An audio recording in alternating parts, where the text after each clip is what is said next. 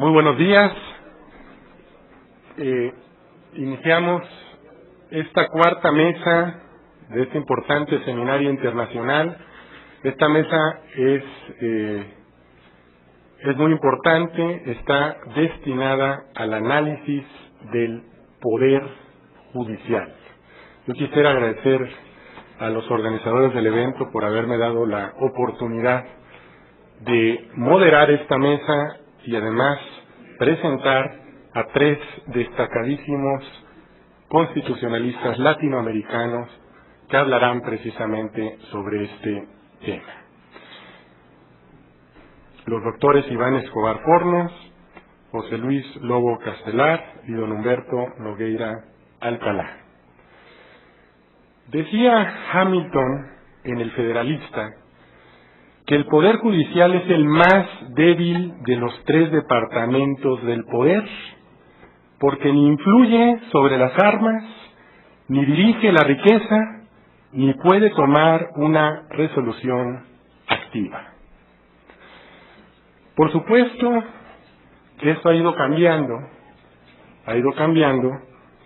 a partir, sobre todo, de la segunda posguerra. Ya hablaba el profesor que acaba de dar la conferencia magistral, Pérez Royo, sobre estos cambios a partir de la Segunda Guerra Mundial y sobre todo en los derechos fundamentales y en las garantías de estos derechos. Pero esta mesa se centrará, como es parte de este seminario, en los últimos 30 años, que han sido cruciales también para las transformaciones de los poderes judiciales latinoamericanos. ¿Cuáles son las tendencias de estos poderes judiciales en América Latina en estas últimas 3 décadas? Precisamente nuestros tres ponentes hablarán de este tema. Solamente como marco introductorio podemos agrupar las tendencias de las transformaciones del Poder Judicial en 2 grandes rubros. En primer lugar, las transformaciones que implican cambios orgánicos, o sea, transformaciones formales, y en segundo lugar, las transformaciones competenciales o materiales. Desde la primera perspectiva, o sea, desde las nuevas transformaciones o de las transformaciones de los poderes judiciales, desde una perspectiva orgánica o formal, podemos advertir algunas tendencias que solamente las voy a mencionar a manera de introducción de esta mesa. En los últimos 30 años se han transformado los poderes judiciales porque se han creado consejos de la judicatura o consejos de la magistratura, que han tenido una relevante función en el quehacer de los poderes judiciales. Esto implica un aseguramiento de la independencia externa de la judicatura. Esto implica también una repercusión importante en general en el fortalecimiento de la independencia externa e interna del propio Poder Judicial y de los jueces. Esto implica que se han constitucionalizado garantías del juzgador, garantías del propio Poder Judicial. Por ejemplo, algunos países latinoamericanos tienen un porcentaje fijo, constitucionalmente reconocido, mínimo, para los poderes judiciales, que va entre 2 y 6%, aunque a veces no se llega a mucho, pero ya existe. Pero también se han establecido garantías constitucionales del propio juzgador, que es una tendencia de los últimos años, donde se establecen, y bueno, estos consejos de la judicatura han desarrollado parámetros objetivos para establecer la carrera judicial, indicadores de desempeño de los jueces y en general el establecimiento de políticas judiciales a mediano y a largo plazo que antes no se veía. Esto ha sido muy importante, la creación de los consejos de la judicatura o de la magistratura. Sirve para rendir cuentas a la sociedad, para transparentar su actuación y, en fin, yo creo que ha sido un elemento desde el punto de vista no solamente orgánico, sino material, muy importante en estos poderes judiciales. Pero también otro aspecto que tiene que ver con lo orgánico formal tiene que ver con las transformaciones de estos poderes judiciales hacia adentro. Así podemos apreciar cómo se han ido creando jurisdicciones más allá de las tradicionales civil y penal, y en los últimos 30 años vemos clarísimamente nuevas jurisdicciones en materia mercantil, en materia contenciosa administrativa, incluso con nuevos tribunales, y especialmente la jurisdicción constitucional en toda su amplia faceta que tenemos en América Latina. Esto ha provocado crear altas jurisdicciones paralelas al Poder Judicial o bien reestructurar hacia adentro los propios poderes judiciales.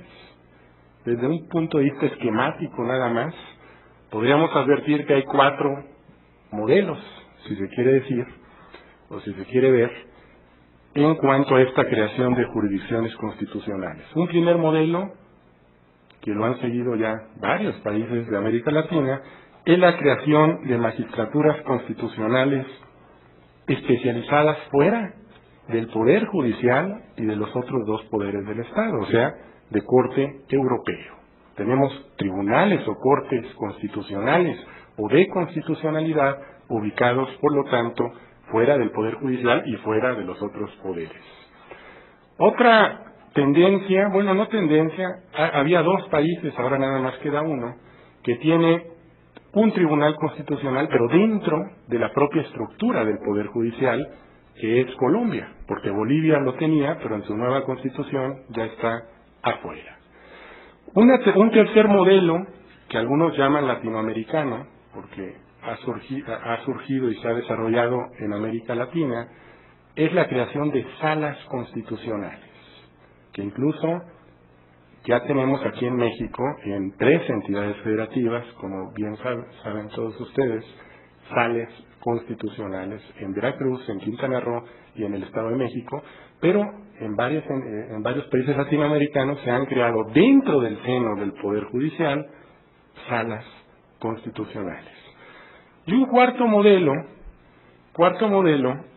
son aquellas Cortes Supremas que han ido modificando sustancialmente sus atribuciones y competencias para acercarse. Algunos dicen somos Tribunal Constitucional, otros se acercan hacia las funciones que realizan los tribunales constitucionales desde el punto de vista material. Entonces tenemos 4 diversas maneras de ver esta jurisdicción constitucional y que implican relaciones muy intensas con el Poder Judicial. De hecho, pues aquí tenemos varios problemas. El primer problema es la búsqueda de identidad del órgano. Hay tanto tribunales constitucionales como poderes judiciales que están todavía, algunos dicen, en busca de identidad. ¿Por qué? Porque algunos tribunales supremos realizan funciones eminentemente de tribunal constitucional y muchos tribunales constitucionales realizan cuestiones que no tienen que ver nada con la interpretación directa de la Constitución.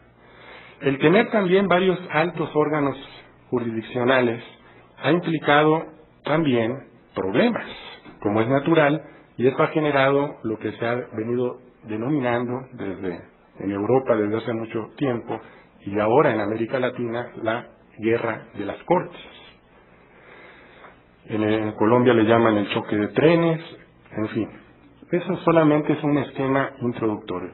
Pero en segundo lugar, además de los cambios, digamos, formales, existen transformaciones competenciales o materiales trascendentales.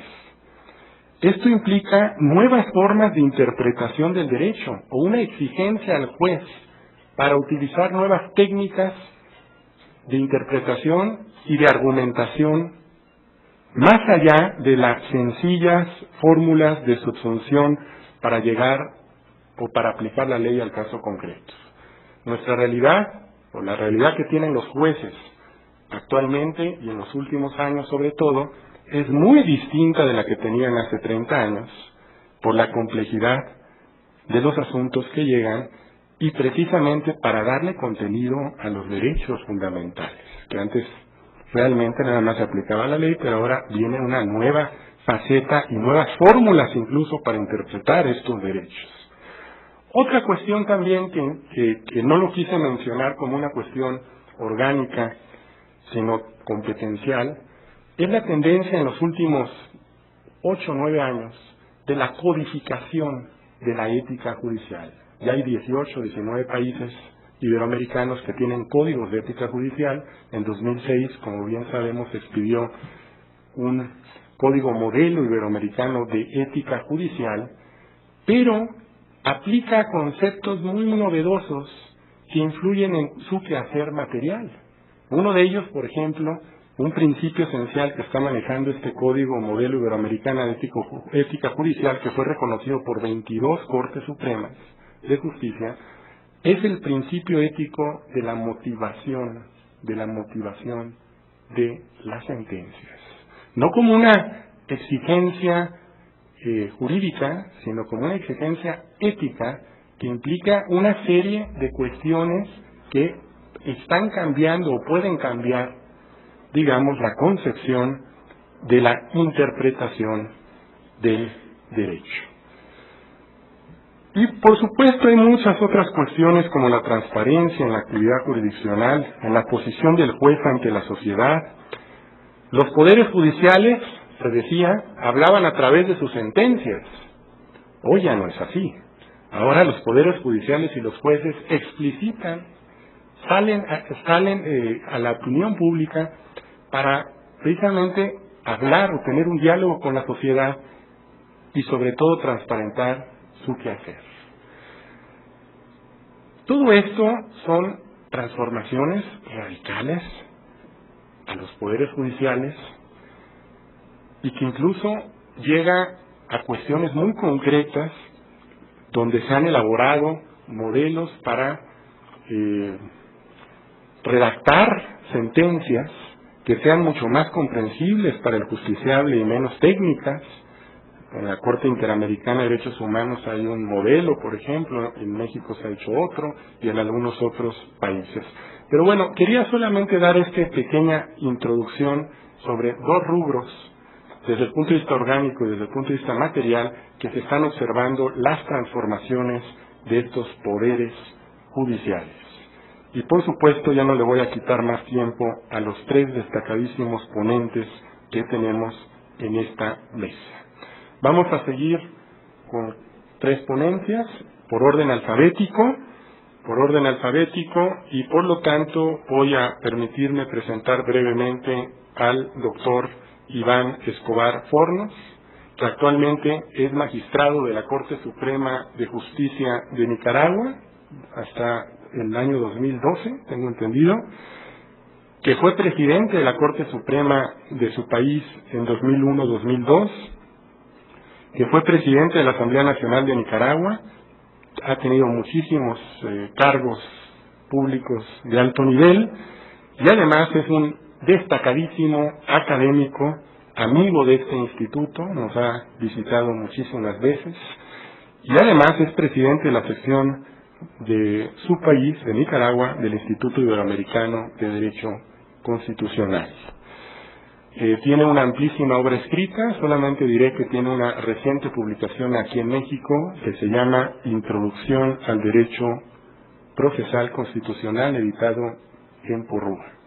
Y sin más preámbulo, dejamos la palabra al doctor Escobar Fornos, que nos hablará sobre algunas reflexiones del Poder Judicial.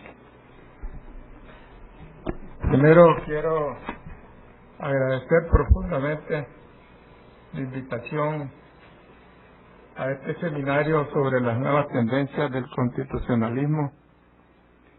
Me siento en casa, entre amigos. Mis hermanos estuvieron aquí, tengo familiares en México. He aprendido mucho de los mexicanos y me liga muy buena amistad con muchísimos de ellos, con Eduardo y con todos los profesores. Eduardo me prologó un libro que lo hizo con mucho cariño, un estudio jurídico, el primer tomo.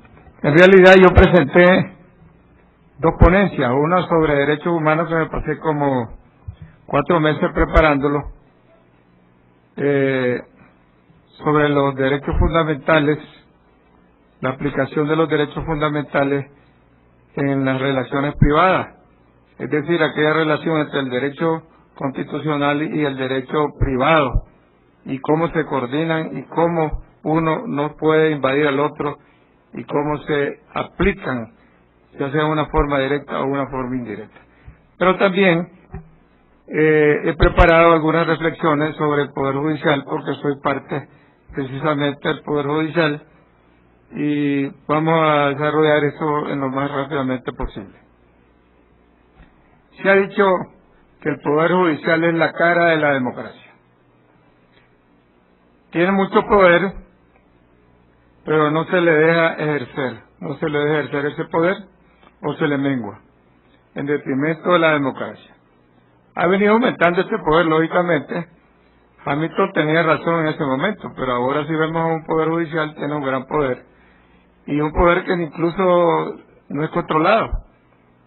Si a esto le sumamos la justicia ordinaria, la justicia constitucional, donde hay una gran cantidad de tipos de sentencia, de actividad en el derecho, pues ya vemos un Poder Judicial muy importantísimo, muy beneficioso. En él se decide, en el Poder Judicial, en algunos lugares hasta la vida. En general, todos los bienes, el honor, la libertad y la aplicación de los derechos humanos. Tiene presencia en todo el país, en forma directa y pública, procurando certidumbre y paz social. Hablar de la justicia es hablar de lo divino y de lo humano. Por eso decía Calamandrei que el Cristo crucificado no debe estar a espaldas de los jueces, sino frente a ellos, para que se acuerden de esa injusticia cuando se dedican a fallar el caso.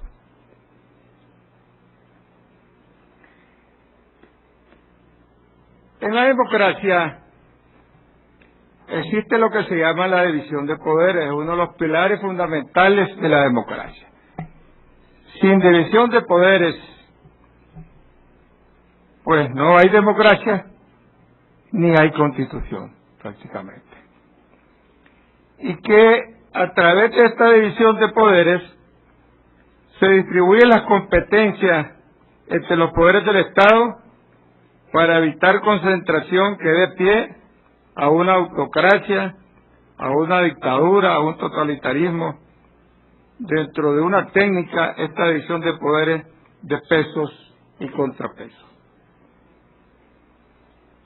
Como consecuencia de tal centralización, huye la democracia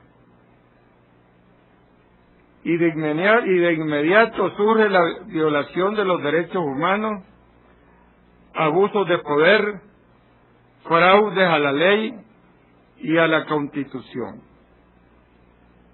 En el estudio, en el primer tomo, los estudios jurídicos que me prologó Eduardo, aparece un estudio donde se señalan los instrumentos de la democracia moderna para burlarse de la Constitución, para violar la Constitución y para establecer democracias falsas, como lo vamos a ver más adelante. La independencia del Poder Judicial, tanto interno como externa, se podría lograr así, con un buen sistema de nombramiento. Ejemplo, la carrera judicial, que ya en Nicaragua está funcionando, ahí existe una ley, está funcionando en las 2 primeras instancias, pero no en la Corte Suprema de Justicia, porque son nombramientos de la Asamblea Nacional. Existen otros tipos de nombramientos de magistrados superiores en forma vitalicia. En Nicaragua hubo una época de oro donde allá a partir de 1962 se establecieron magistrados vitalicios en la Corte Suprema de Justicia y mejoró muchísimo la administración de justicia. Duró como 8 años, pero a través de pactos políticos fue destruido este sistema. O se puede lograr mediante plazos largos y reelección.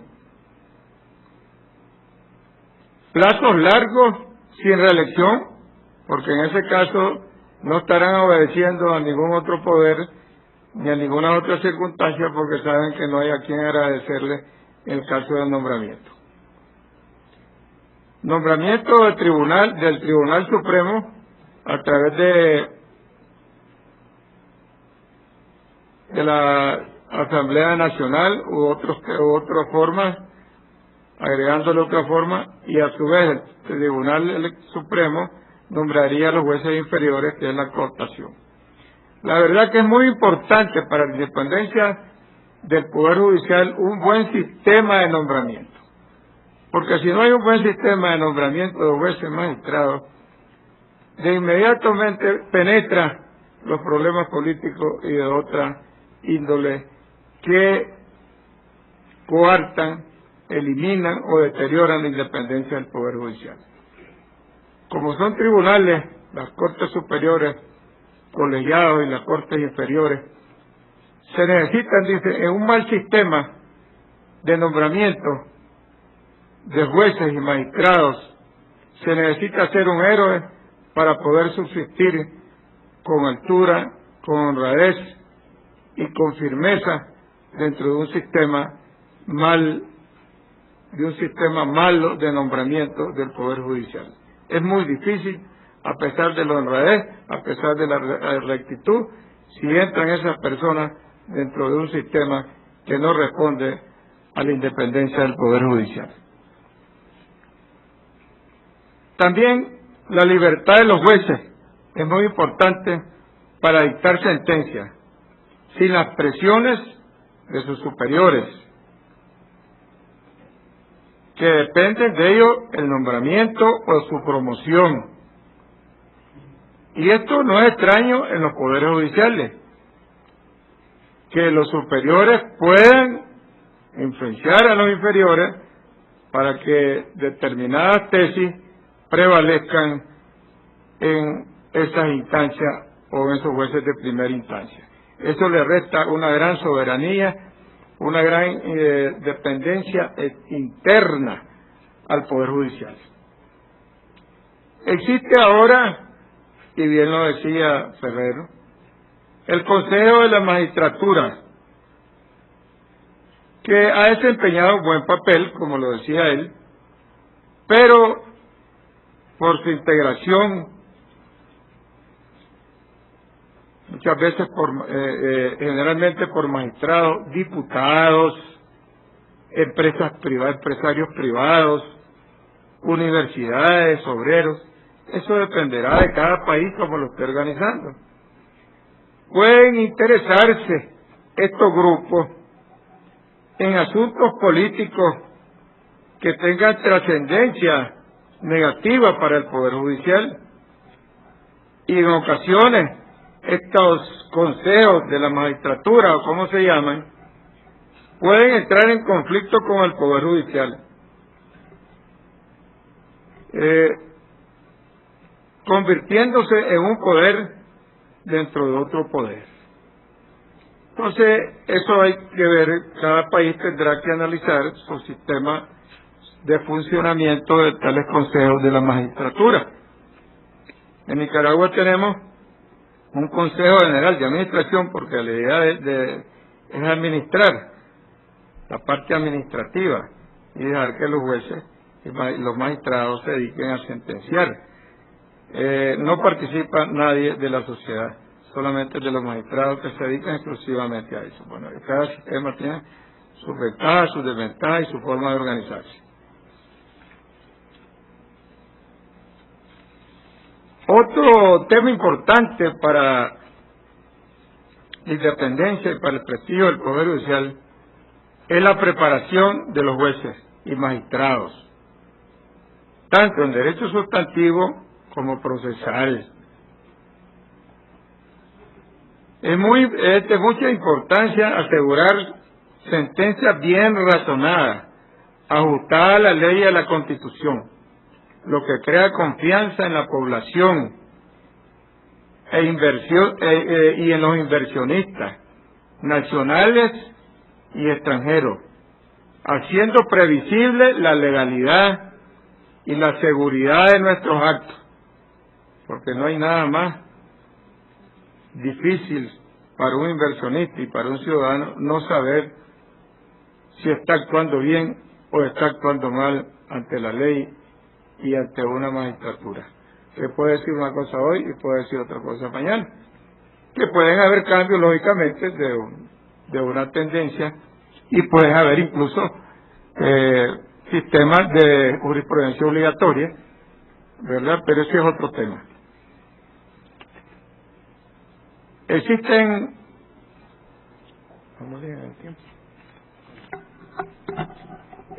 factores que contribuyen a la destrucción, debilitamiento o desconfianza en la justicia. Ya vimos cuáles son los factores muy importantes para que haya confianza y para que exista independencia, en pequeños resúmenes, por supuesto. Primero, se nota una crisis de legalidad. No quiero referirme a todos los países, habrá más en una y habrá menos en otra. Cada quien que haga su propio análisis. Existe una crisis de la legalidad que se traduce en el incumplimiento frecuente de la ley por parte del Estado y los particulares, o falta de control para lograr ese cumplimiento de la ley, tanto del Estado, de los funcionarios como de los particulares. No se toma en serio el derecho, como dice Dworkin. Los funcionarios, los partidos, los ricos, las grandes corporaciones nacionales y globales se unen para actuar al margen de la ley, creándose crisis institucionales y presentándose a la justicia casos difíciles de resolver por las grandes influencias de estos grupos nacionales e internacionales. Ni el juez Hércules, que representa el pensamiento de Darwin, ni el juez Heber, que representa el pensamiento de Hart, podrían resolver casos que surgen de estos intereses grandes y perjudiciales a la democracia y a la independencia del Poder Judicial. Volvemos a ver ejecutivos fuertes de épocas que ya habían sido históricas y que ya se le había dado vuelta a la página. Volvemos a ver ejecutivos fuertes que llegan al poder desnaturalizando instituciones de la democracia como plebiscitos, referéndum, revocatorias de mandato, muy usuales las revocatorias del mandato en los países de la Unión Soviética, de la destruida Unión Soviética. No para crear ese uso de instituciones democráticas, no para crear o fortalecer la democracia se usan, sino para perpetuarse en el poder, controlar la economía, la cultura, la política y a los otros poderes, en especial el judicial, para reprimir a sus enemigos políticos. En Nicaragua, por ejemplo, que hemos tenido alrededor de 11 constituciones,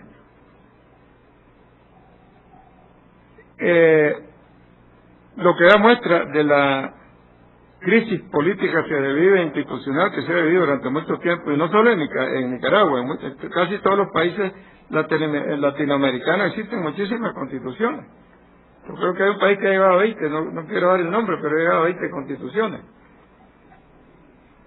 En Nicaragua, por ejemplo, con este problema de cambios de constituciones a otra, de constituyentes, y de todas estas modalidades de cambio para conseguir la reelección, casi todas las constituyentes de Nicaragua, y en ese estudio y en ese libro que les digo, yo hago una historia de Nicaragua y de muchos países de América Latina, de cómo se han valido para burlarse de la democracia, porque estos nuevos sistemas que están apareciendo, lo que se están burlando es de la democracia, usando instrumentos de la democracia y burlándose de las constituyentes y de todos estos instrumentos. En Nicaragua ya han existido como 12 constituciones. La reelección de Frutos Chamorro en el siglo XIX y la aprobación de una nueva constitución de 1848, para poner solo un ejemplo, provocó la guerra civil en Nicaragua, la intervención de William Walker y la pérdida de una gran parte del territorio nacional. Todas esas ambiciones políticas y todos esos cambios afectan enormemente al Poder Judicial, porque como ya había expresado, estos sistemas inmediatamente invaden el Poder Judicial y lo ocupan como instrumentos de represión, y no quisiera decir como terrorismo judicial, pero esa es la verdad, que los toman al Poder Judicial y pierden su independencia.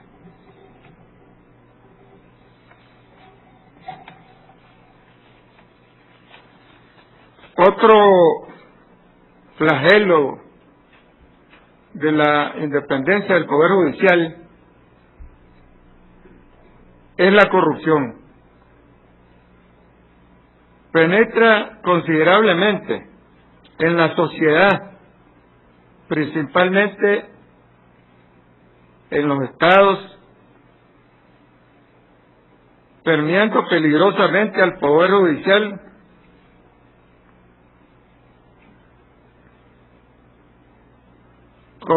causándole muchísimo daño.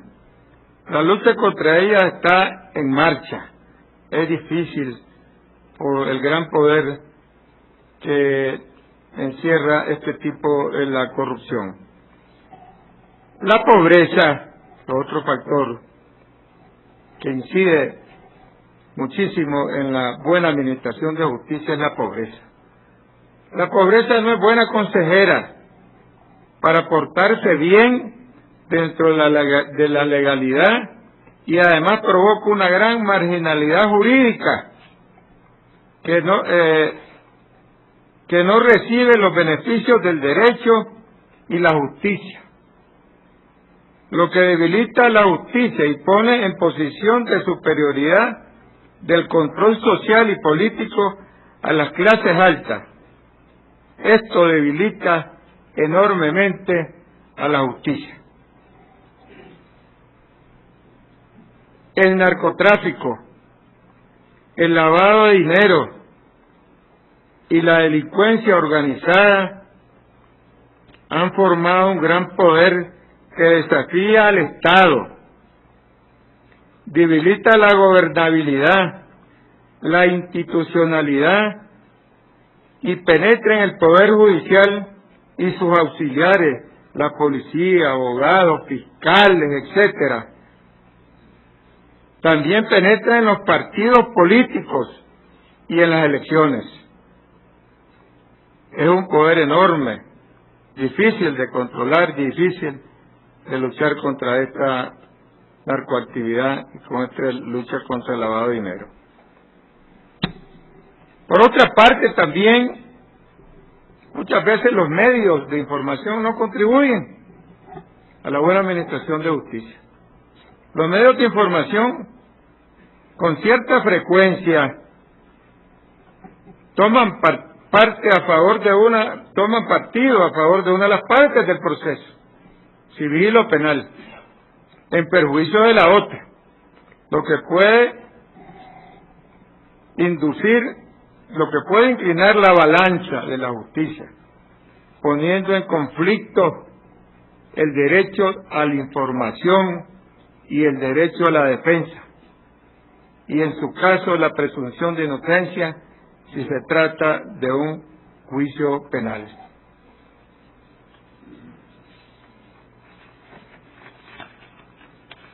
También contribuye a la mala administración de justicia, contribuye a la mala calidad de la justicia las leyes sustantivas y procesales añejas que tienen algunos países todavía, añejas y en desuso, códigos civiles y mercantiles, etcétera, atrasados, procesos escritos lentes y caros. Se está formando una gran ola de juicios orales, civiles y principalmente penales. Estos juicios penales tienen un antecedente en los Estados Unidos y obedecen a una técnica eminentemente acusatoria, con un marcado acento de privatización de la justicia penal mediante arreglos y disposiciones que prescinden de la acción penal, rebajan la pena, le quitan la pena al que delinque, indemniza en vez de ponerlo en prisión. Es lo que se llama el principio de oportunidad en los códigos penales procesales modernos, que ya están en vigencia en muchos países de Latinoamérica, e incluso me informaba la doctora que ya existen en 4 estados de México. He criticado este sistema de oportunidad, porque el sistema de oportunidad puede ser amplio o limitado. El del nuestro es bastante amplio. He criticado porque se aproxima al juicio civil, ya casi es una especie de juicio civil. Antes había una separación enorme entre el juicio civil y el juicio penal inquisitivo o mixto. Ahora se están aproximando los dos tipos de procesos. Sin embargo, este juicio oral es garantista. Asegura la rapidez, son rápidos, la transparencia y la publicidad. Pero puede resultar débil, porque es un juicio muy garantista y está siempre pendiente de que se le juzgue con todas las garantías posibles al que se presume inocente hasta el final del proceso. Pero puede resultar débil este instrumento frente al crimen organizado. El principio es verdad, porque el crimen organizado tiene recursos mucho más grandes que el Estado, y el Estado muchas veces no tiene, en países del tercer mundo, los recursos necesarios para tener una policía bien especializada, para tener una fiscalía bien especializada, dedicada a la investigación, dedicada a la persecución del crimen, y para tener la educación y el entrenamiento necesario para buenos jueces. Entre nosotros en Nicaragua, después de 2 siglos, casi 2 siglos, de juicio de Cristo, se realizó hace pocos años un cambio copérnico, un cambio que no solo significa cambios en la estructura jurídica, sino que también en la arquitectura, porque hubo que cambiar hasta las salas de audiencia, la forma con donde se van a sentar los jueces, la sala donde van a estar los testigos, etcétera. Es un cambio enorme copérnico, pero tal vez necesario. Tiene sus ventajas, porque da oportunidades a que no se llenen las cárceles, a que se averigüe el crimen rápidamente, porque se le dice, bueno, confesaron y ya terminemos esto. ¿Cuál es el principal delincuente entre estos? Es fulano y tal. Bueno, condenemos a este y te sacamos a vos. Ya robaste algo, pues te lo robaste, aquí te lo devuelvo y se acabó el asunto. hubo un accidente por cuestiones sin intención, pues, pagarle a las familiares y te vas para tu casa, se va para su casa, ¿verdad? Que realizó eso. Existe después una crisis, el Poder Judicial tiene un gran poder beneficioso, como habíamos dicho, que lo podría ejercer enormemente. Los partidos políticos están en crisis y existe una tendencia a la partidarización, es decir, el control de todo por los partidos. Muchos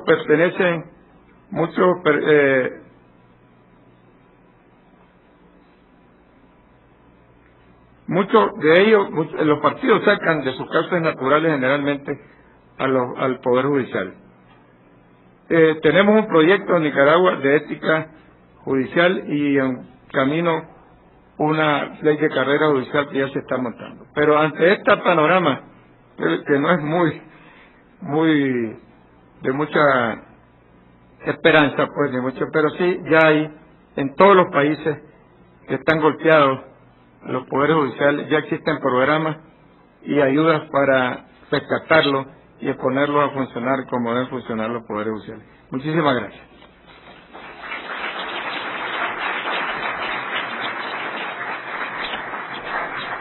Muchas gracias a don Iván Escobar Fornos por ese realismo, por esa cruda realidad, por este catálogo de problemas que como magistrado los ha vivido y sabe perfectamente lo que afrontan los poderes judiciales latinoamericanos.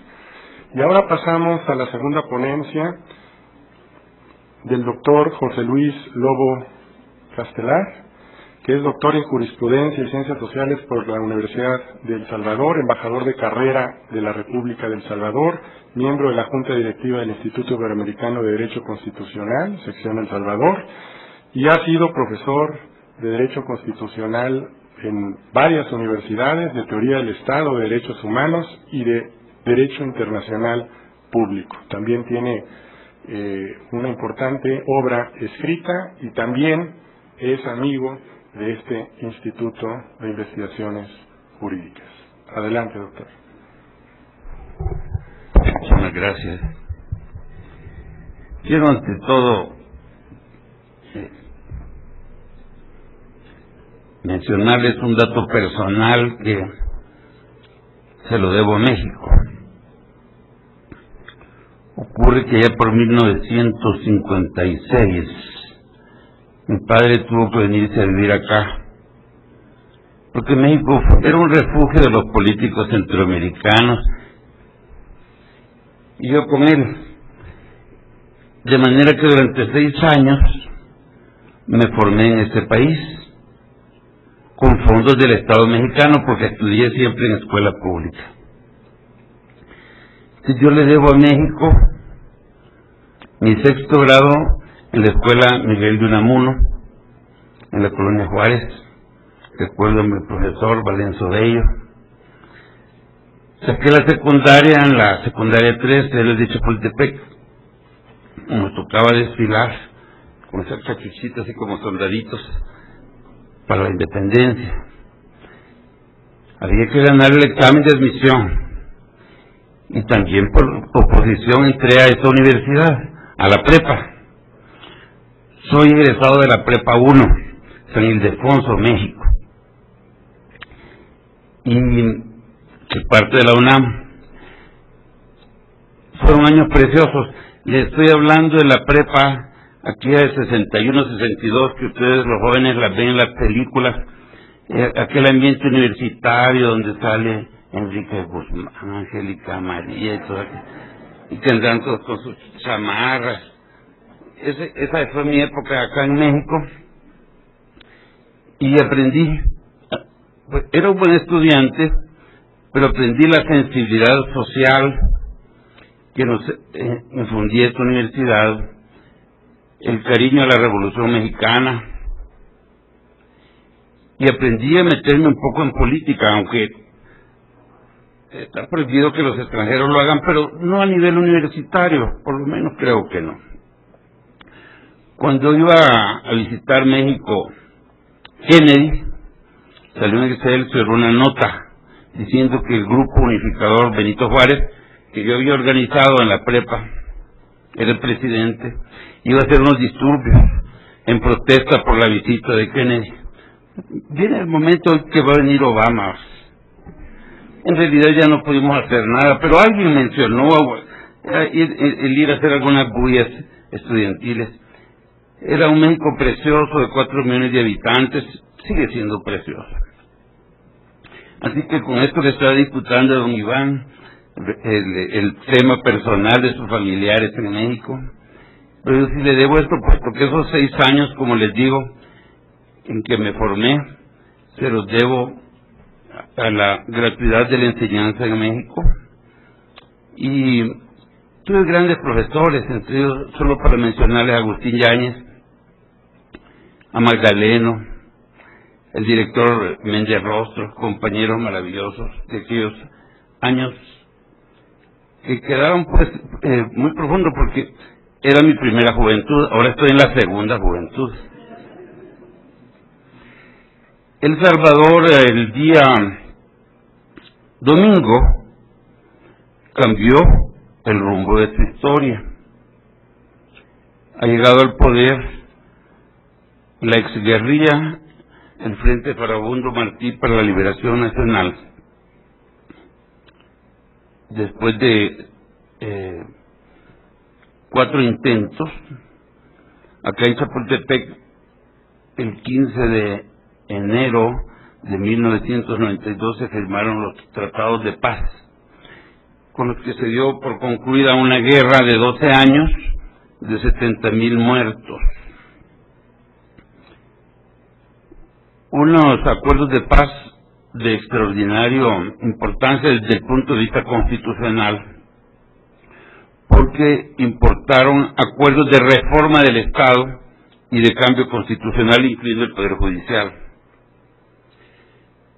Esta guerrilla, que ahora hoy entra al poder, aceptó incorporarse al sistema constitucional.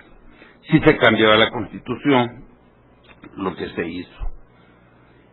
Y hubo una gran disciplina, digo, puesto que se respetaron tanto los acuerdos que desde el día siguiente a la firma no hubo un disparo más.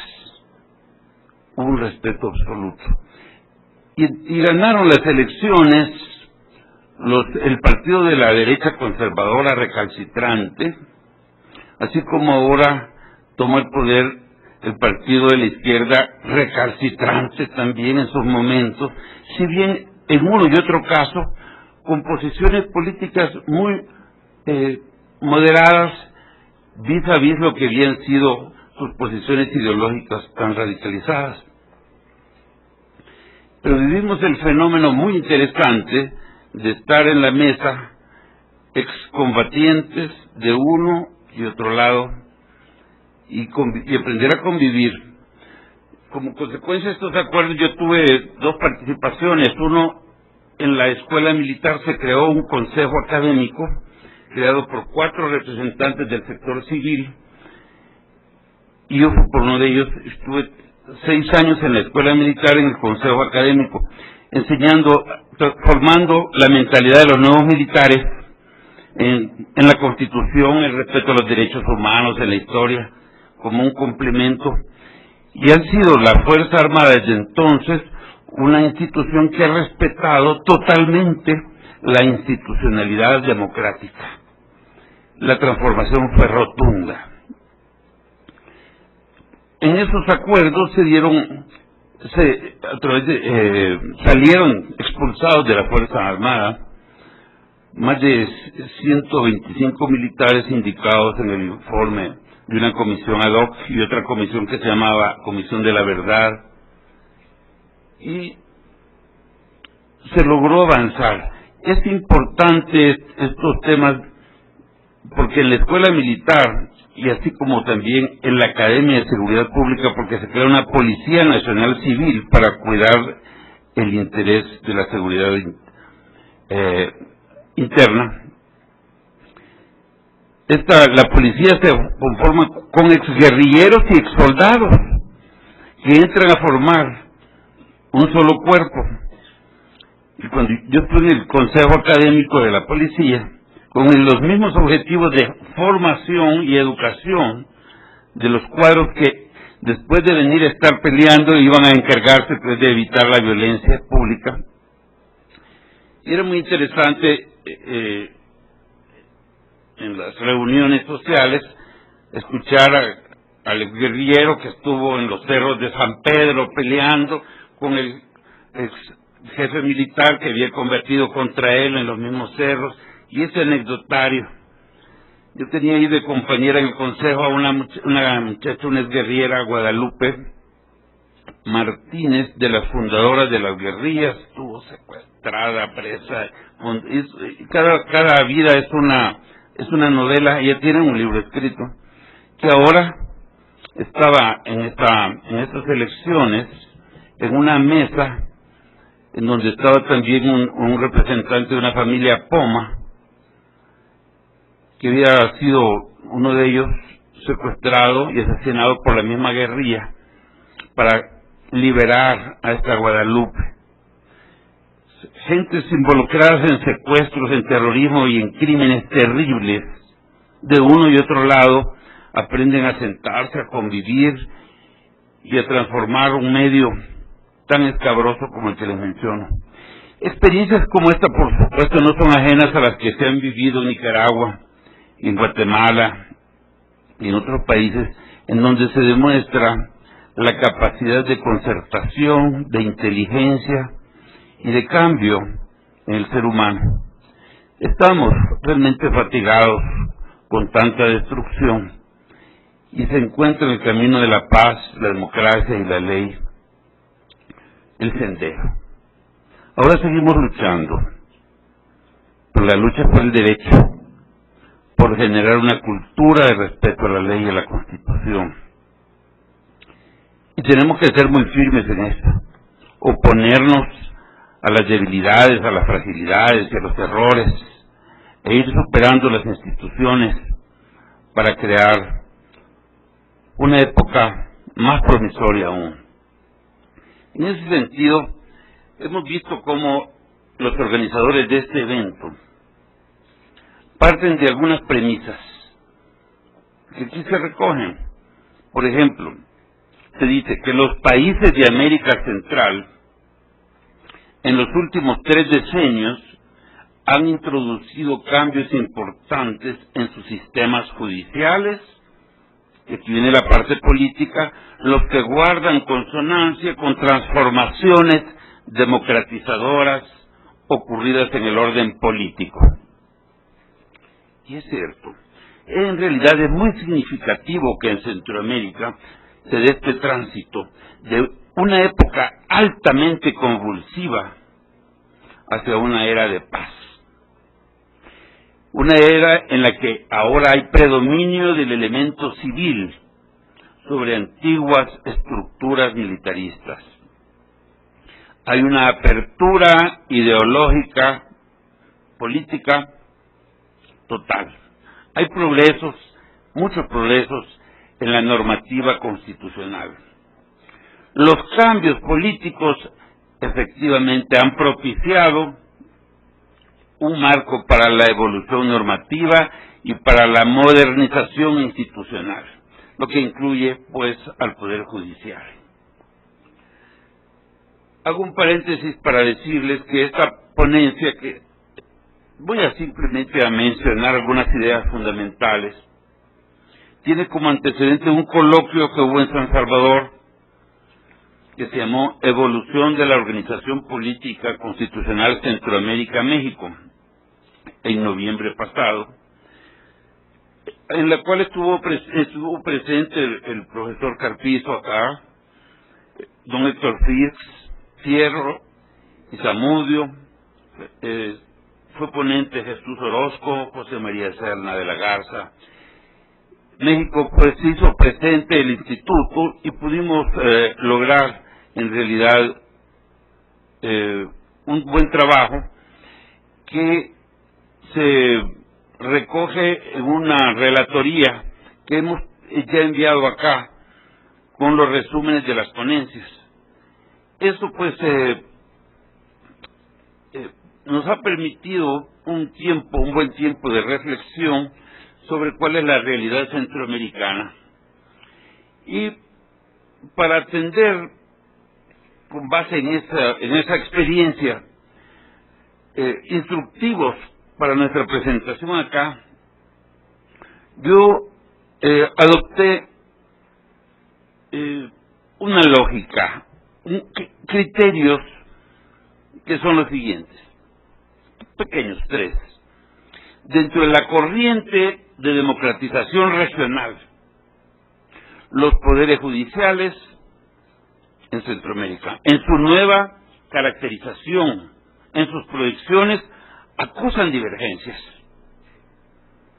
como consecuencia de que se enlazan en cada país al correspondiente sistema político y a realidades sociales un tanto diferentes.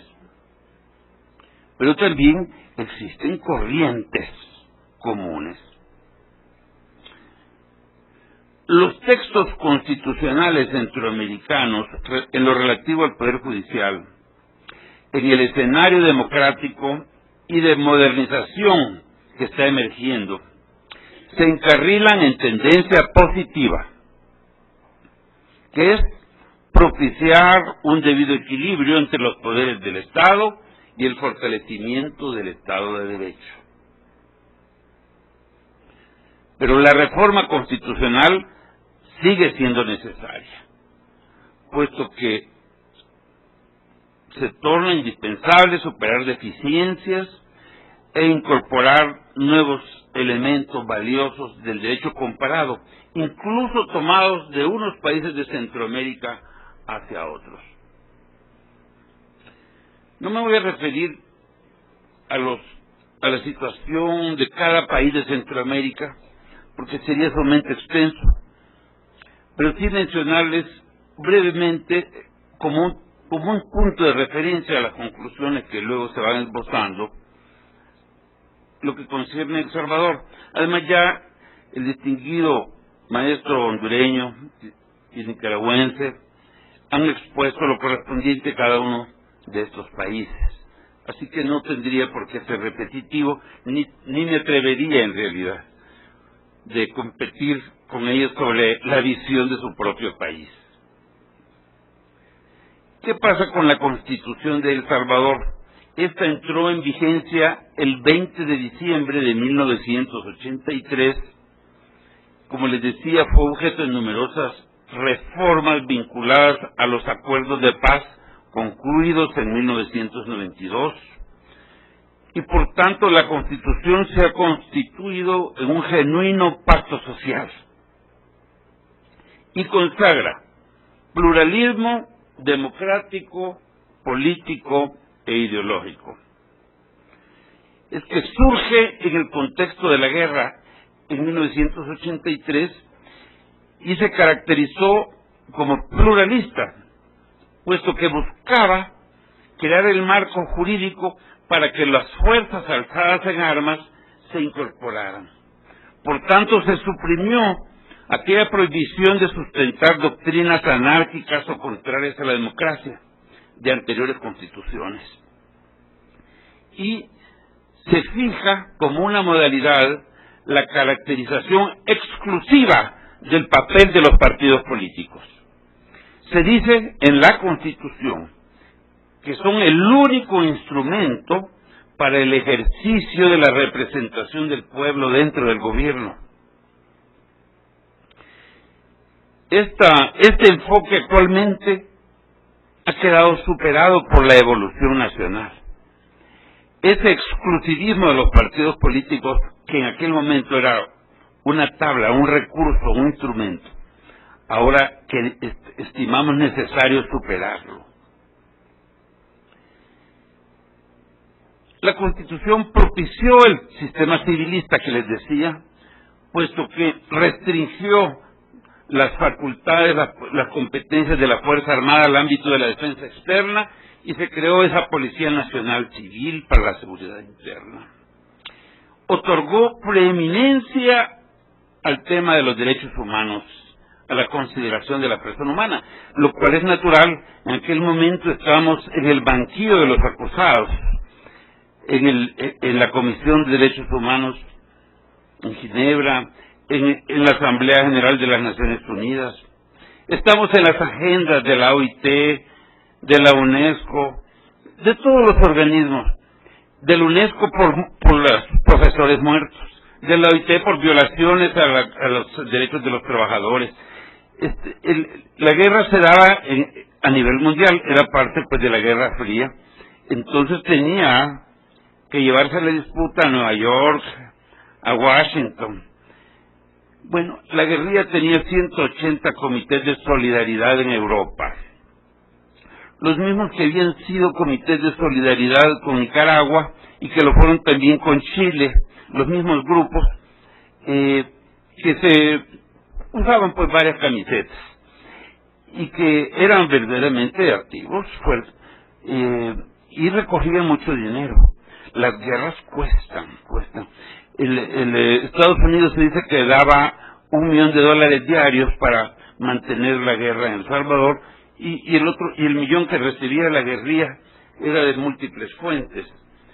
El costo de una guerra es verdaderamente espantoso, además del costo de las vidas, etcétera, y destrucción del país. Esto y tener que poner los muertos. Este dolor, este sufrimiento trascendió,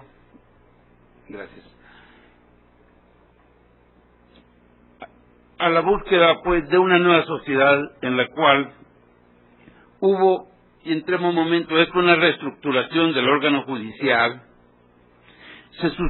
Se crea una sala de lo constitucional.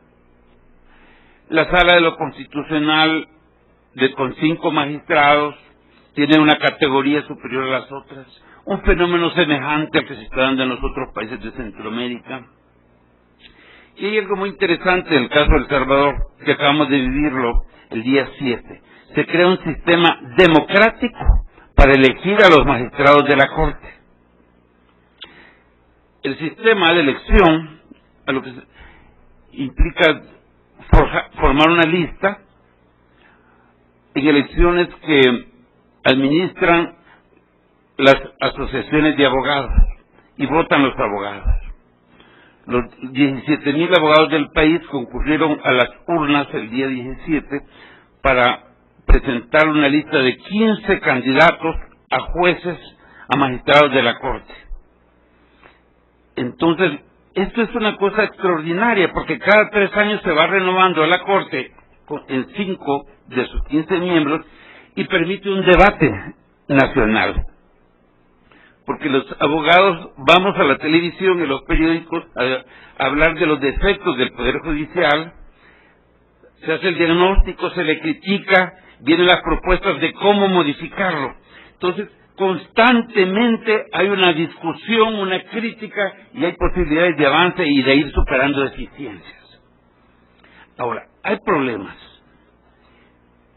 Hay problemas de la excesiva politización, puesto que los partidos políticos, en ese rol extraordinario que les decía, llegan a la politiquería exacerbada y pretenden tener especies de cuotas en todos los organismos, incluyendo en la Corte, buscando que los magistrados les resulten afines a sus líneas ideológicas. Por supuesto, hay magistrados afines a la guerrilla. Hay 2 o 3. Hay magistrados afines al partido de la derecha. Hay magistrados que van posiblemente en la línea de los grupos de centro.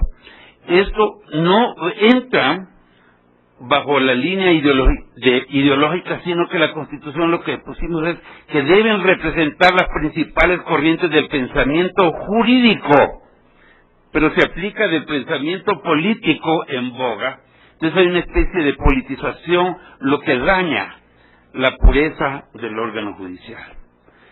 Paralelamente, un gran avance, se le dota del 6% del presupuesto al Poder Judicial.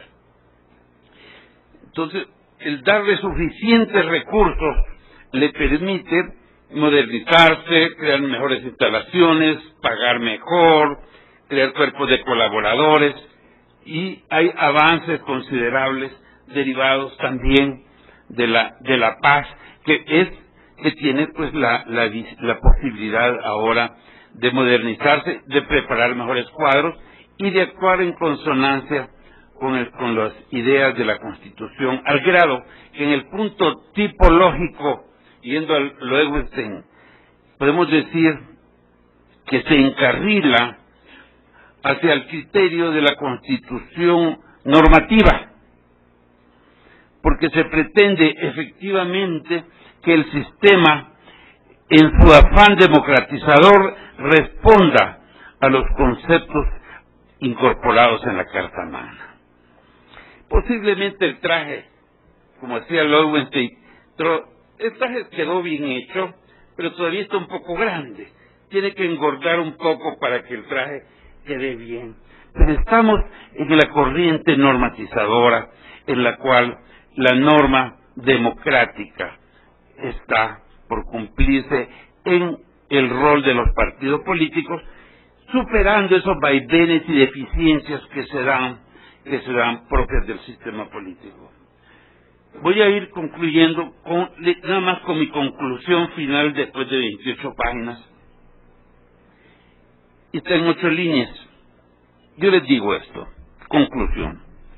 La tendencia del constitucionalismo en Centroamérica, en lo que respecta al Poder Judicial, se puede evaluar con certeza como positiva en sus principales connotaciones comparativas en el proceso de transición y consolidación democrática. Ello se ha puesto de manifiesto en modificaciones incorporadas en los textos constitucionales, en la creación o fortalecimiento de instituciones y en mejores procedimientos para garantizar el papel efectivo de este órgano estatal en sus diversos desempeños.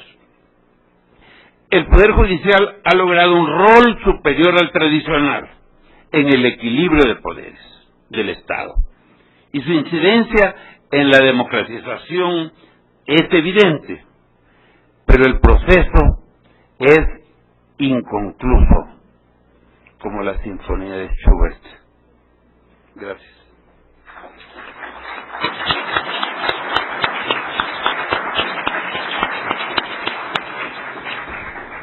Muchas gracias, profesor Lobo, no solamente por esa panorámica de sus reflexiones sobre los poderes judiciales en Centroamérica, sino también por sus añoranzas sobre México, sobre aquellos años maravillosos.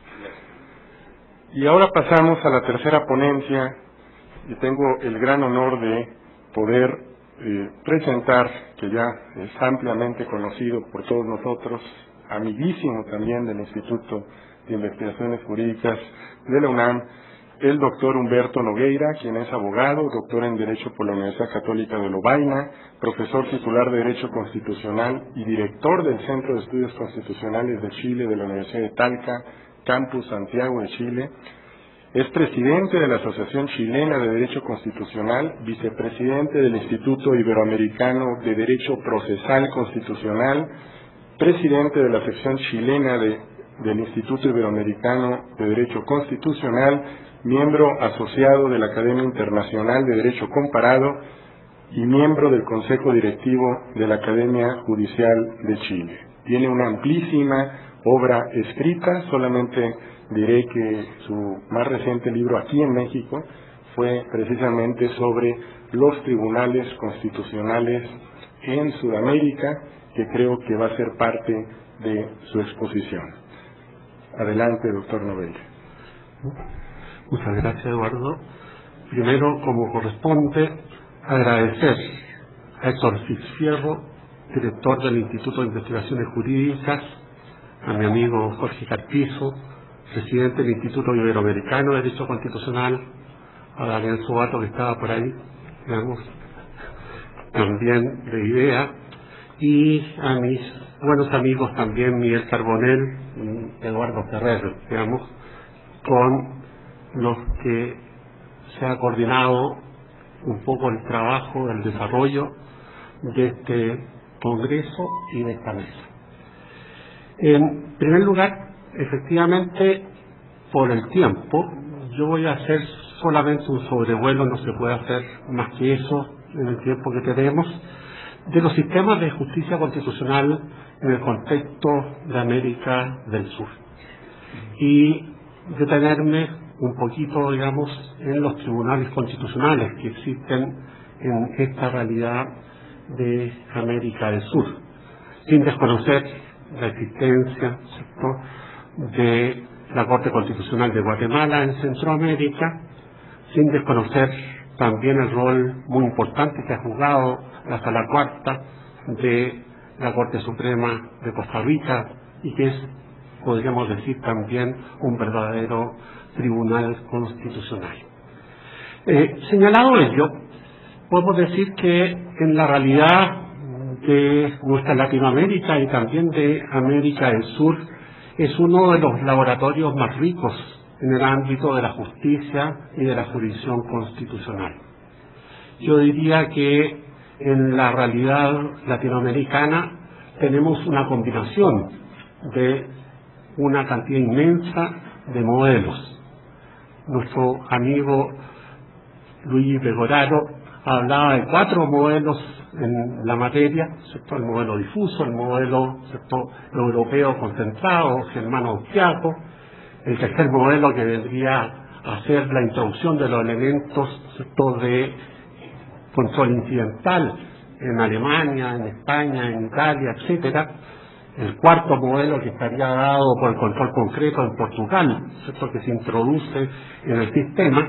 Pero la verdad es que nosotros tenemos bastantes más modelos, ¿no es cierto?, que los que allí se señalan en esa perspectiva.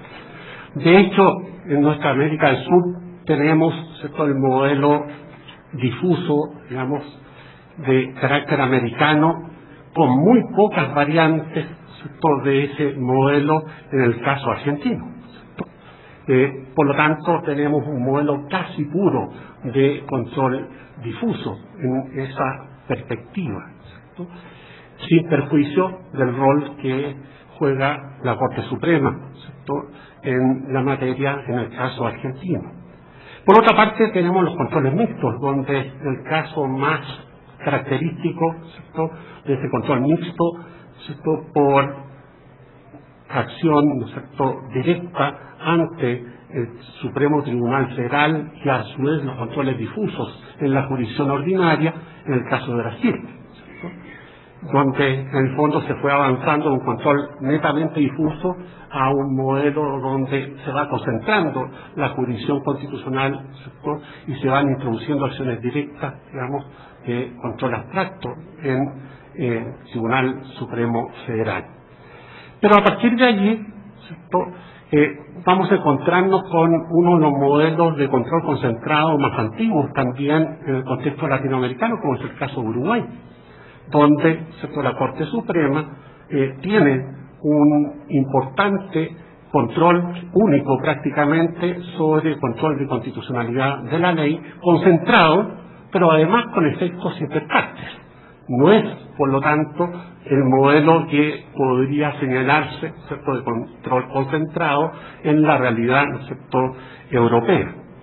Además de ello, tenemos controles mixtos en los cuales interviene la judicatura ordinaria a través de los controles difusos y tribunales constitucionales, ¿cierto?, a través de controles concentrados, en una mixtura, ¿cierto?, como es el caso de Colombia, por ejemplo, ¿cierto?, o en otro modelo diferente, como es el dual peruano, donde corren en forma paralela la jurisdicción ordinaria difusa y el control concentrado del Tribunal Constitucional, yo diría con un solo encuentro, ¿cierto?, que está dado por las relaciones que son posibles en materia de acciones constitucionales, ¿cierto?, las cuales pueden ser resueltas, ¿cierto?, por el Tribunal Constitucional cuando, ¿cierto?, no han sido acogidas por la jurisdicción ordinaria, ¿cierto?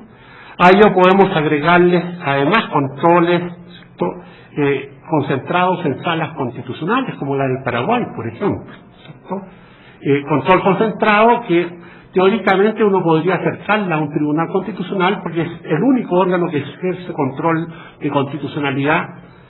Sin embargo, no podemos, desgraciadamente, denominarlo un tribunal constitucional porque puede abocarse el Pleno de la Corte Suprema a requerimiento de cualquiera de sus magistrados, ¿cierto?, al tema de la jurisdicción constitucional y por lo tanto pierde en tal sentido, ¿cierto?, la Sala Constitucional la jurisdicción normal que tiene, ¿cierto?, en la materia.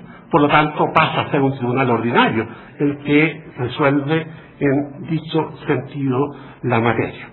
Y luego tenemos controles concentrados, ¿cierto?, en tribunales constitucionales, ¿cierto?, únicamente, como es el caso hoy día de Chile, como es el caso de Bolivia, ¿cierto?, como es el caso de alguna manera de Costa Rica, pero en una sala constitucional.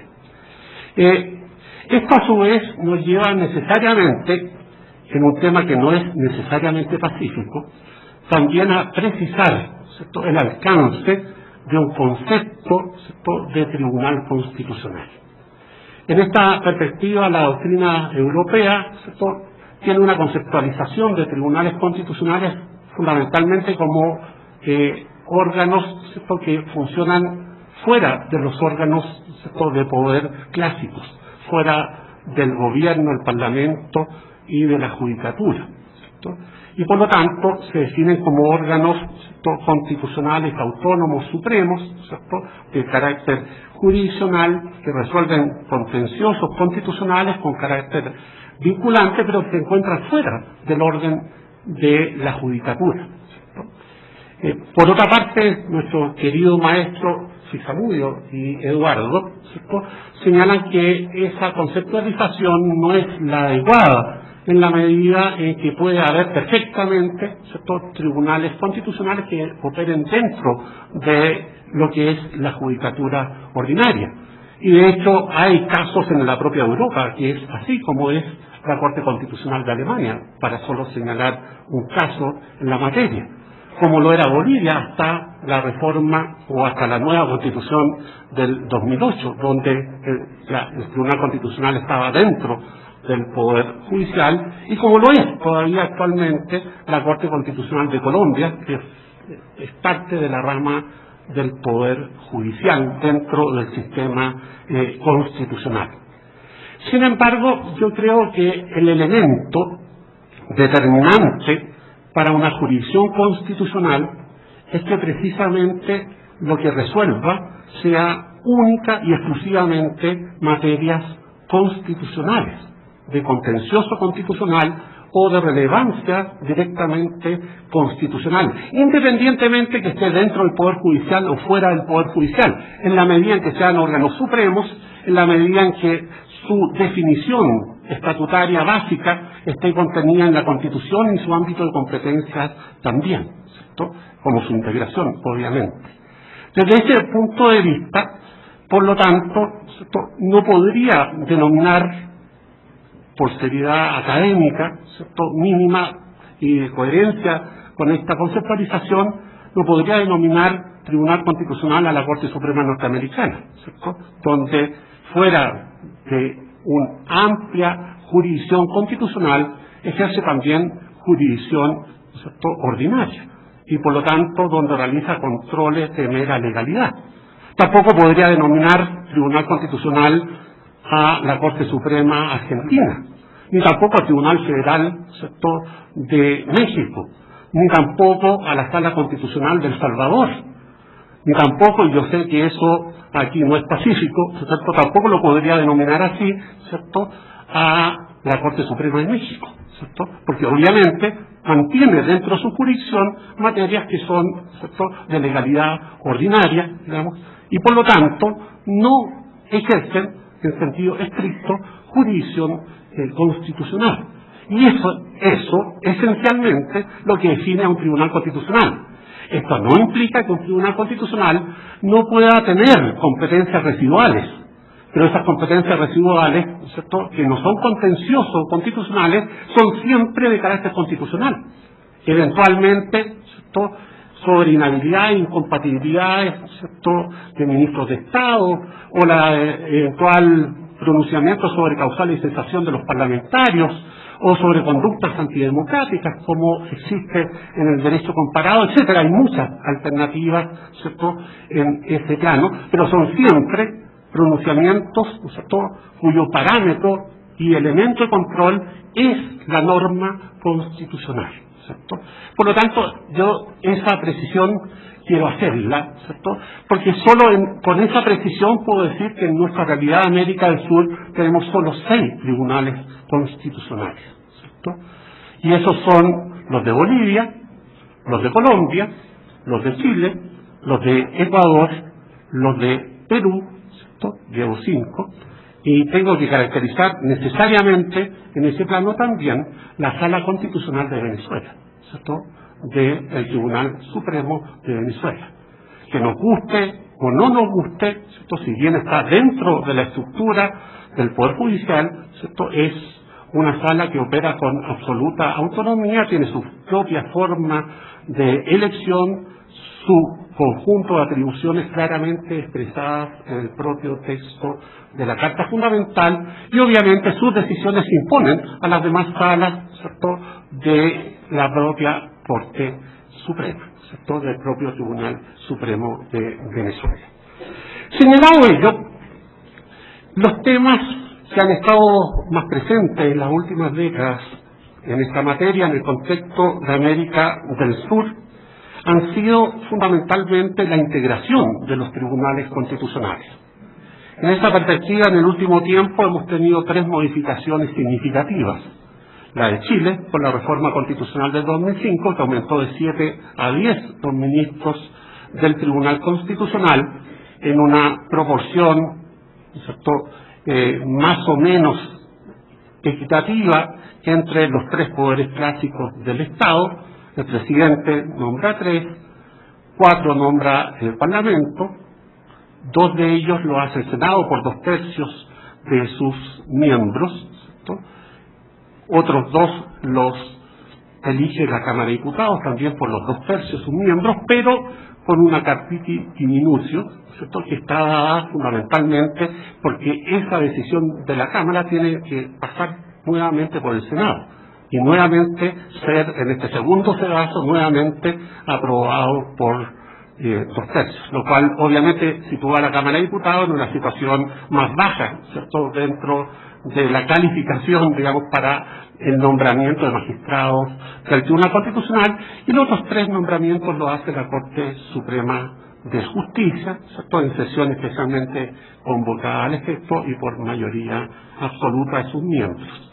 Cabe señalar que en este sentido lo tradicional, lo más clásico, es que sea el Parlamento quien realice este nombramiento, como lo hacen en el caso del Perú, como lo hacen en el caso de Colombia, con la diferencia que en Colombia están las ternas que son propuestas por la Corte Suprema, por el Consejo de Estado y por el Presidente de la República, ¿cierto?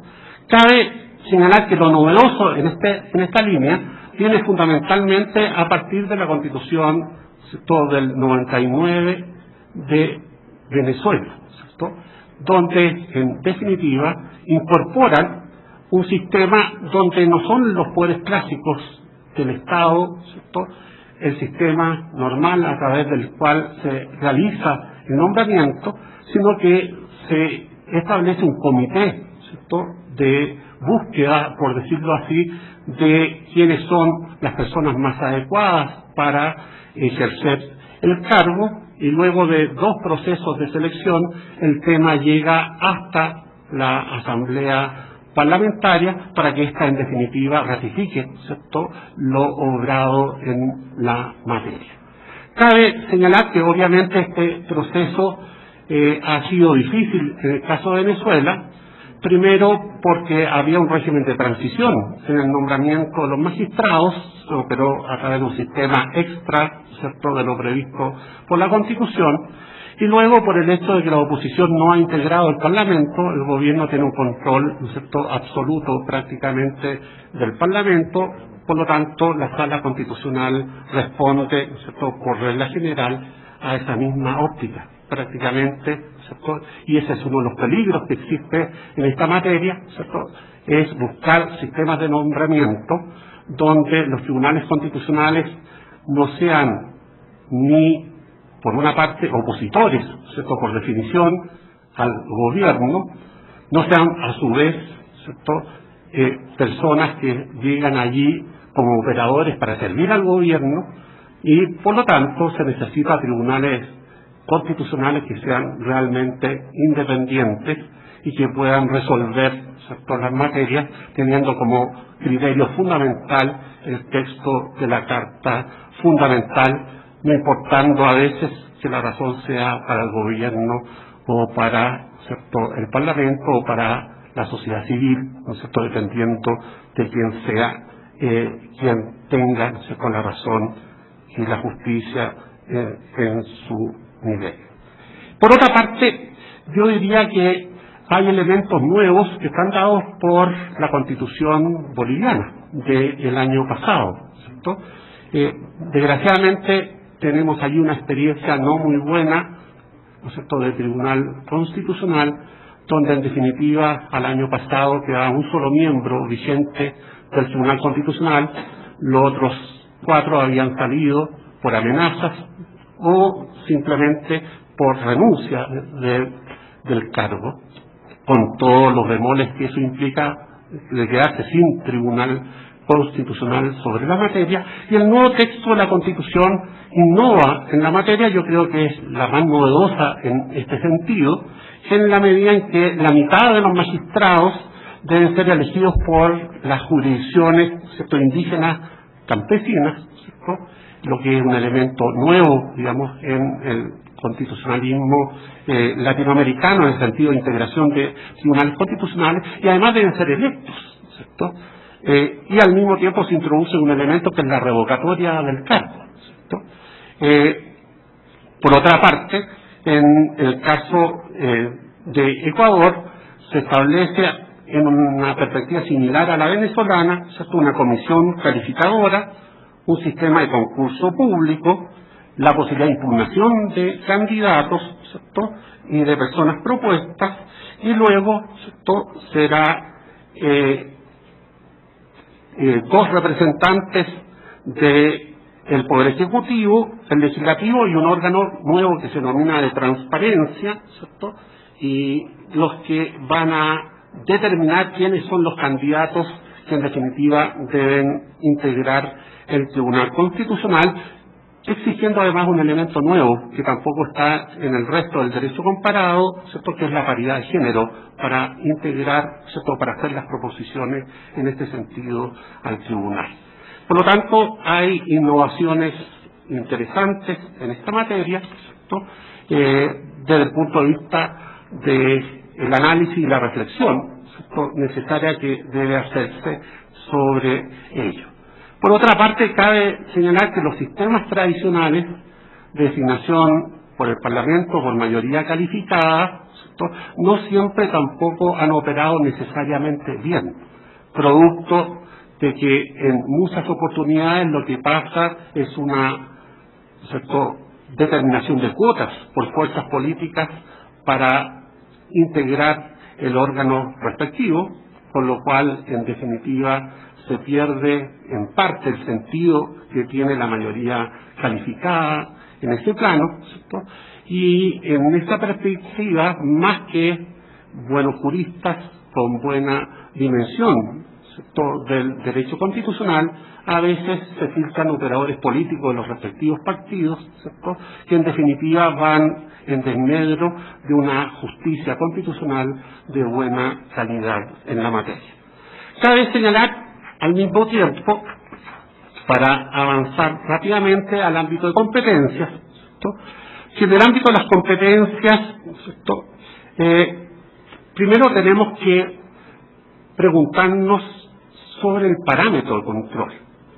Y sobre el parámetro de control, hoy día ya no es tan claramente, en el contexto latinoamericano, sencilla la respuesta, en el sentido de decir el parámetro de control es la Constitución formal, es la Constitución, ¿cierto?, que está escrita en el texto, ¿cierto?, aprobada por un procedimiento especial, ¿cierto?, y que constituye el texto formal de la Constitución. ¿Y por qué no es así? Porque en la realidad latinoamericana, desde hace ya varias décadas, se ha ido introduciendo, que forma parte del parámetro de control en el ámbito de los derechos fundamentales, los derechos contenidos también en los sistemas convencionales internacionales de derechos humanos. Esto implica, por lo tanto, una revisión en el sentido de incorporar aquellos atributos y garantías de los derechos que están en el derecho internacional de los derechos humanos, que se consideran, por lo tanto, derechos esenciales de la persona, ¿cierto?, porque así lo dicen los propios preámbulos de los tratados, ya que son emanaciones de la dignidad o son atributos de la persona o cualquiera otra frase similar que aparece en los preámbulos de los respectivos tratados, lo cual obviamente es ratificado junto con el contenido de los artículos, y por lo tanto no hay duda, digamos, de que esos derechos están allí y son derechos, ¿cierto?, de nivel, ¿cierto?, de derechos fundamentales en la terminología del derecho constitucional nacional.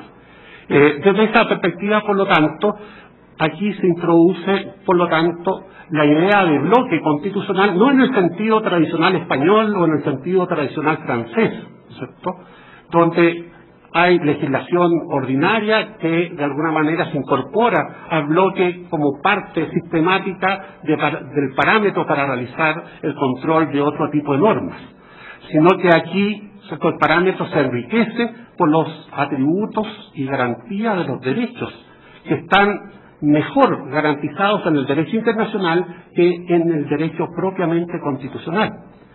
Y desde esa perspectiva, por lo tanto, se asume también otro elemento que desnaturaliza lo que es la concepción clásica, que es el principio de jerarquía normativa. Porque en definitiva aquí aparece, ¿cierto?, el hecho del principio favor homine, o mejor dicho, en un lenguaje más contemporáneo y sin sesgo genérico, el principio pro persona, ¿cierto?, lo que hace, por lo tanto, que debe aplicarse aquella norma que mejor protege los derechos y las garantías de la persona, independientemente de si esa norma está en el derecho constitucional o si esa norma está en el derecho internacional. Y esto lleva, por lo tanto, aparejado, ¿cierto?, que el principio de jerarquía normativa pasa a segundo plano, aun cuando la jerarquía normativa del instrumento tratado, ¿cierto?, pueda ser infraconstitucional, ¿cierto?, pasa a segundo plano, porque lo que interesa no es la jerarquía normativa del tratado, sino el contenido del tratado que está dado por los derechos, ¿cierto? Y por lo tanto así tenemos en nuestro constitucionalismo latinoamericano, ¿cierto?, y en esto hay importantes elementos prácticamente en todos nuestros sistemas constitucionales, salvo algunas muy pocas excepciones, ¿cierto?, en que hay un reconocimiento de esta perspectiva. Por lo tanto, esto implica que el parámetro de control ya no es solo la Constitución, sino que es, ¿cierto?, también el sistema integrado de doble fuente, fuente internacional y fuente interna, que constituye, por lo tanto, una fuente suprema, digamos, para realizar el control de todas las demás normas de carácter infraconstitucional. Esto implica, por lo tanto, que al entrar el derecho internacional de los derechos humanos, no solo entra el derecho convencional, ojo, digamos, porque normalmente lo que hacen los textos es hacer introducir el derecho convencional internacional. Pero cuidado, porque el derecho constitucional internacional es previo al derecho convencional. Y en muchos ordenamientos entra directa e inmediatamente a nuestros ordenamientos jurídicos, ¿cierto? Y además de ello, como no va a ser de otra manera, entran los principios imperativos del derecho internacional, vale decir, los principios de jus cogens.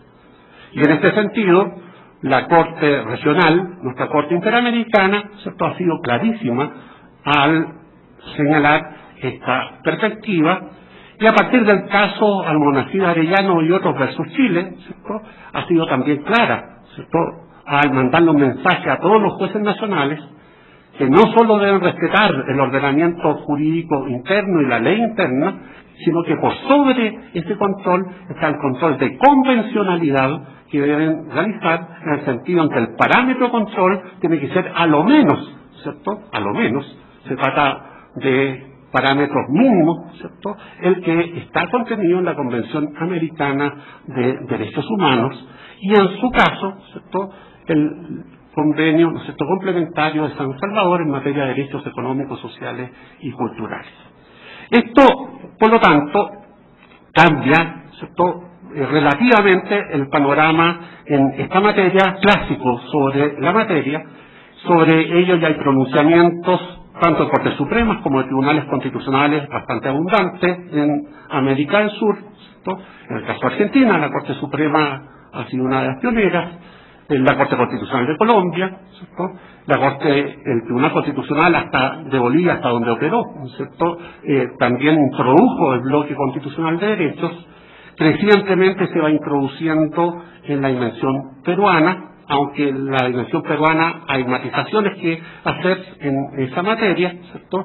Se ha ido introduciendo en Chile a través de la Corte Suprema, sobre todo en la Sala Penal, y en un sentido más prudente y más lento también en el Tribunal Constitucional chileno, ¿cierto?, sobre esta materia, en dos casos, ¿cierto?, importantes. Uno en una legislación que está destinada a los infractores penales juveniles, ¿cierto?, donde en definitiva fue impugnada el proyecto de ley en su tramitación a través de un control preventivo y en definitiva, sin decirlo expresamente, el Tribunal Constitucional tuvo que tener como parámetro de control la Convención de Derechos del Niño y el interés superior del menor para ver si efectivamente esa legislación vulneraba o no ese principio del interés superior del menor, que no está en el ordenamiento interno chileno, sino que está en la Convención de Derechos del Niño. Y luego lo ha utilizado en otro caso más polémico todavía, que lo relataré al final, ¿cierto?, que se trata el caso de la píldora del día después, ¿cierto? Señalado ello, cabe preguntarse, bueno, ¿y este control de constitucionalidad sobre qué se desarrolla? ¿Cierto? Y en el contexto de América del Sur nos vamos a encontrar que hay tres tribunales, hoy día yo diría que ya son cuatro, ¿cierto?, los que realizan control de constitucionalidad de reformas constitucionales, ¿cierto? El control de constitucionalidad de reformas constitucionales está previsto, ¿cierto?, en la Constitución, ¿cierto?, de Chile, está previsto en la Constitución de Bolivia, está previsto en la Constitución de Colombia, ¿cierto?, pero también a través de una interpretación no exenta de polémica. También el propio Tribunal Constitucional peruano, ¿cierto?, hace algunos años atrás, señaló que la potestad que tenía para realizar control de constitucionalidad de leyes, el concepto leyes debía ser interpretado en un sentido amplio y genérico, lo cual implicaba también, ¿cierto?, la ley suprema, vale decir, la Constitución Política de la República y las reformas que se hicieran en la materia. Cabe señalar que en algunos casos, en el caso de Bolivia, en el caso de Colombia, la Constitución expresa con claridad, por lo menos literal, ¿cierto?, de que ese control es un control de procedimiento, ¿cierto? Sin embargo, en el caso de Colombia, la Corte Constitucional ha ido más allá de ello, y en el caso de la situación del sometimiento de la reforma constitucional sobre posible reelección inmediata del presidente de la República, realizó un control, ¿cierto?, en el sentido de si esa reforma constitucional afectaba o no el núcleo esencial de la Constitución. Y por lo tanto, si eso podía ser obra de un poder constituyente originario o de un poder constituyente derivado, ¿cierto?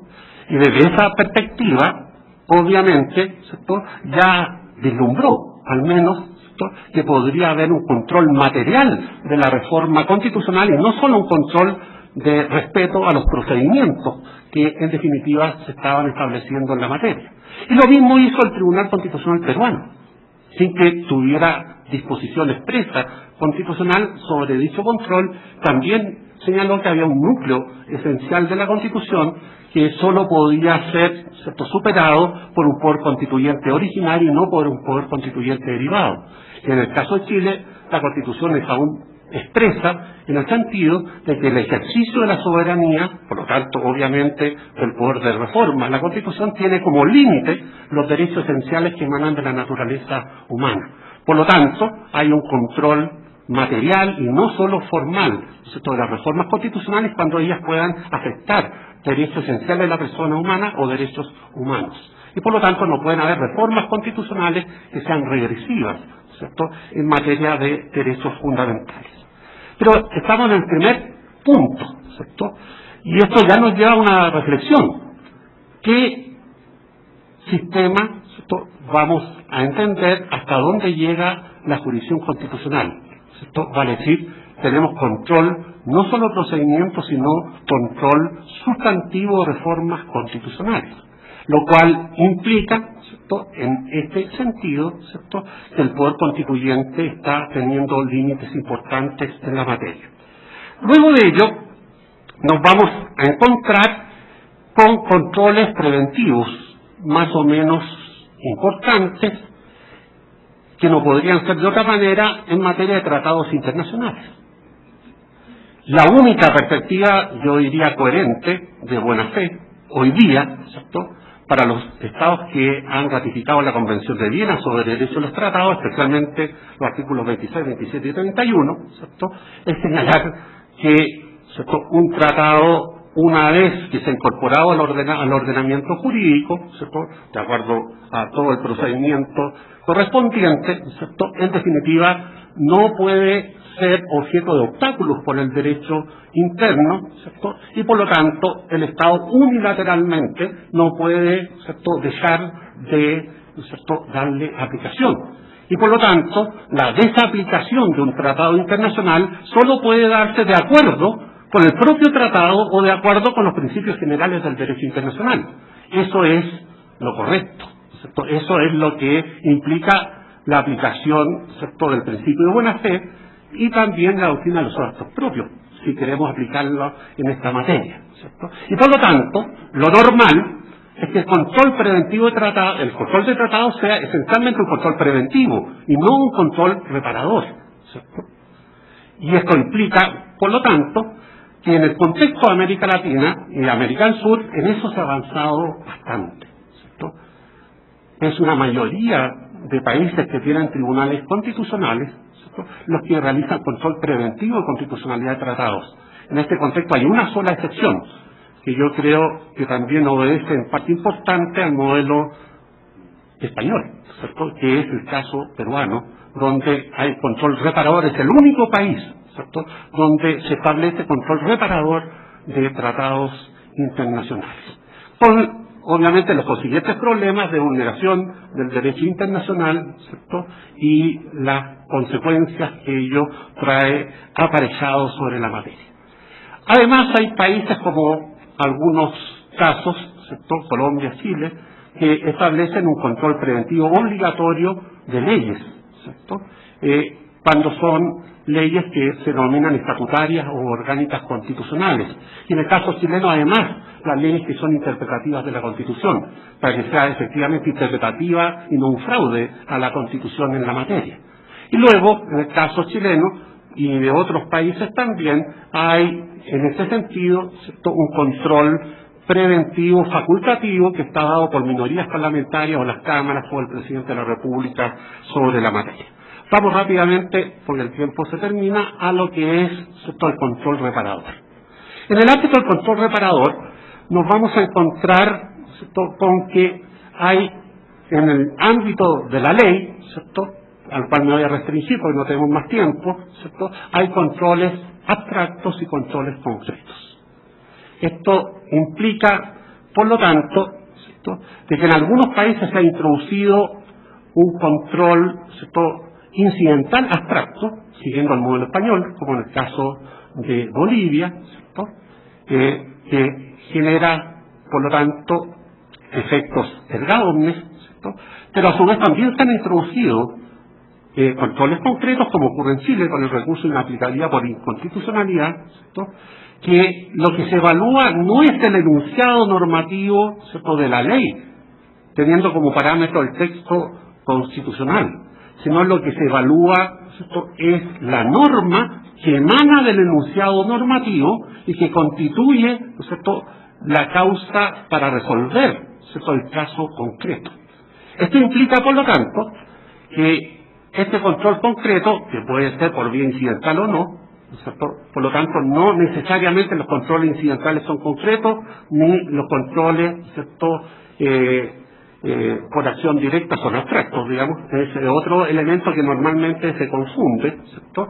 Nos vamos a encontrar que a través de los controles concretos yo puedo determinar que una determinada aplicación en un caso concreto es inconstitucional y por lo tanto sea inaplicable, pero eso no significa que en otras hipótesis esa misma norma sea perfectamente constitucional. Y por lo tanto, en el caso chileno, en la reforma del 2005, se introdujo los dos controles, el control concreto y además el control abstracto, ¿cierto? Y el control abstracto, siguiendo más de cerca el modelo, ¿cierto?, portugués, se realiza, ¿cierto?, una vez que el Tribunal Constitucional ya ha declarado, ¿cierto?, al menos en una oportunidad, la inaplicabilidad por inconstitucionalidad en un caso concreto con efecto interpartes. En el caso de Portugal se necesitan 3 casos, ¿cierto? En el caso chileno basta uno, ¿cierto? Luego de ello, de oficio, el Tribunal Constitucional puede, si estima que en todas las hipótesis posibles la norma legal es contraria a la Constitución, la expulsa, ¿cierto?, del ordenamiento jurídico con efectos pro futuro, ¿cierto? Y en el caso en que no ocurra así, obviamente no la puede expulsar, porque puede que en algunas hipótesis haya una interpretación conforme a la Constitución de la norma, y finalmente, ¿cierto?, también tiene acción pública cualquier ciudadano para requerir la expulsión de una norma, ¿cierto?, en el caso en que en todas las hipótesis, ¿cierto?, en definitiva pueda ser expulsado del ordenamiento jurídico. Bueno, el tiempo se acabó. He alcanzado a ver solo algunos de los aspectos, ¿cierto?, relevantes en la materia, pero obviamente cabe señalar que hay controles de constitucionalidad, además sobre potestad reglamentaria, hay conflictos, ¿cierto?, de contiendas de competencia o de atribuciones, dependiendo del lenguaje que se utilice en cada país, y está obviamente el control directo de derechos fundamentales, ¿cierto?, a través de revisiones, de controles, ¿no es cierto?, de apelaciones, etcétera, que son diferentes dependiendo del sistema constitucional, con la regla general, a diferencia de Europa Occidental, de que prácticamente todos los tribunales constitucionales, a excepción solo del chileno, realizan control de constitucionalidad de derechos fundamentales. Muchas gracias.